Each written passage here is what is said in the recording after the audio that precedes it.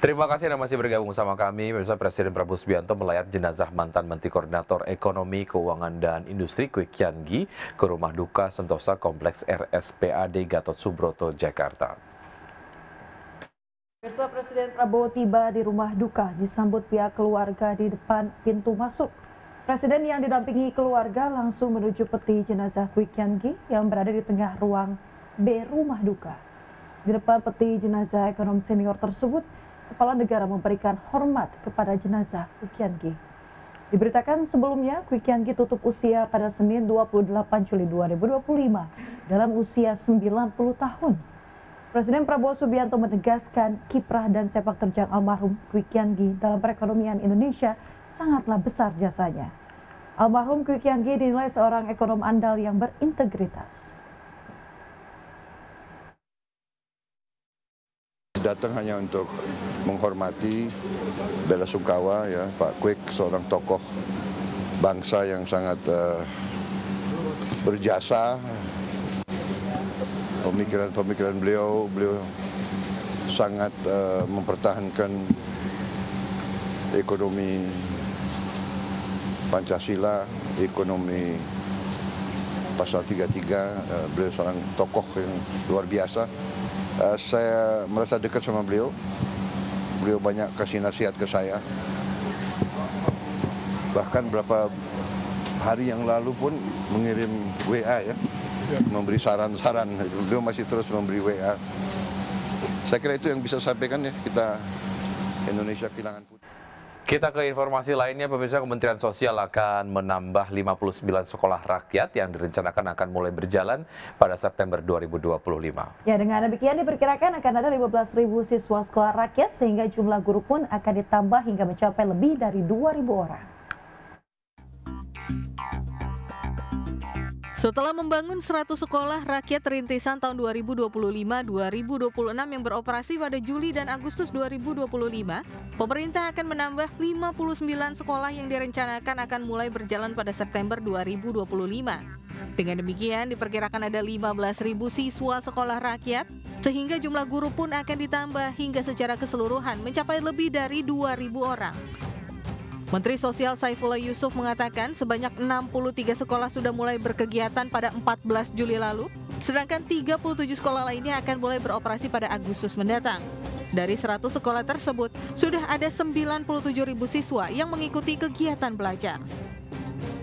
Dari 190 titik penyelenggaraan sekolah rakyat rintisan tahun 2025 itu bisa menampung kurang lebih sekitar 15.000 siswa sekolah rakyat dan melibatkan lebih dari 2.000 guru dan lebih dari 4.000 tenaga kependidikan lainnya seperti wali asrama, wali asuh, dan lain sebagainya. Mensos mengakui dari total guru yang sudah diseleksi, terdapat 140 orang yang mengundurkan diri. Sebagian besar beralasan wilayah tugas terlalu jauh dari domisili mereka, namun hal ini diklaim tidak akan mengganggu kegiatan belajar mengajar. Tim Liputan IDX Channel. PT Bumi Serpong Damai Tbk atau BSDE mencatat penurunan kinerja sepanjang 6 bulan pertama tahun ini. Ya, mengutip laporan keuangan perusahaan pada Rabu, pendapatan usaha BSDE tercatat 6,39 triliun rupiah per semester 1 2025. Ini turun 13,01% dari pendapatan usaha per semester 1 2024 yang sebesar 7,34 triliun rupiah. PT Bumi Serpong Damai Tbk atau BSDE mencatat penurunan kinerja sepanjang 6 bulan pertama tahun 2026. Mengutip laporan keuangan perusahaan pada Rabu, pendapatan usaha BSDE tercatat 6,39 triliun rupiah per semester 1 2025. Ini turun 13,01% dari pendapatan usaha per semester 1 2024 yang sebesar 7,34 triliun rupiah. Dilihat dari kelompok produk, segmen penjualan menyumbang 5,54 triliun rupiah, segmen sewa 498,82 miliar rupiah, dan segmen pengelolaan gedung 189,38 miliar rupiah. Lalu segmen jasa pengoperasian jalan tol berkontribusi 47,07 miliar rupiah, segmen arena rekreasi 47,89 miliar rupiah, segmen hotel 33,66 miliar rupiah, segmen pelayanan air 13,7 miliar rupiah, dan segmen lain-lain 12,17 miliar rupiah. Beban pokok penjualan sebesar 2,33 triliun per akhir Juni 2025 turun dari 2,48 triliun rupiah pada periode yang sama tahun lalu. Laba periode berjalan yang dapat diatribusikan kepada pemilik entitas induk alias laba bersih BSD sebesar 1,28 triliun rupiah sepanjang Januari hingga Juni 2025. Turun 44,79% year on year dari 2,33 triliun rupiah. Dengan kinerja tersebut, laba per saham dasar menjadi Rp61,59 per akhir Juni dari sebelumnya Rp111,56 pada periode yang sama tahun 2024. Per 30 Juni 2025, BSD memiliki jumlah aset Rp76,64 triliun.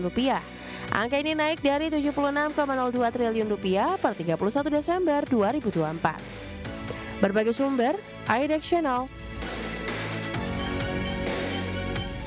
Dan sebelum kita akhiri Market Plus, kita akan simak terlebih dahulu update dari pergerakan IHSG di pukul 9:26 waktu Indonesia bagian Barat. Kami pass through datanya dari RTI. Pemirsa, IHSG sejauh ini bergerak melemah dengan melemah 0,23% di level 7.534,171, dan 4 saham yang menjadi top gainers diantaranya adalah Kuas, Koko, Ikan, dan BRRC. Top losers ada Okas, VAS, SWID, dan juga Suni.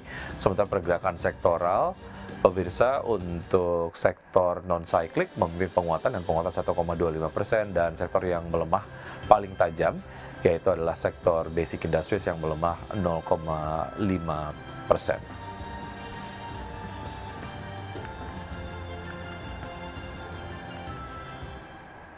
Ya, baik pemirsa, 60 menit sudah kami menemani Anda dalam Market Pasar ini. Semoga pembahasan hari ini dapat menjadi referensi dan juga sumber informasi untuk Anda. Tetap berbagi informasi Anda hanya di IDX Channel, your trustworthy and comprehensive investment reference. Jangan lupa untuk menyaksikan program First Session Closing yang akan tayang pukul 12.00 waktu Indonesia bagian Barat. Karena urusan masa depan harus terdepan, aku investor saham. Saya Wiki Andrian. Dan saya Asma Tania. Pemirsa, kami pamit undur diri. Terima kasih dan sampai jumpa.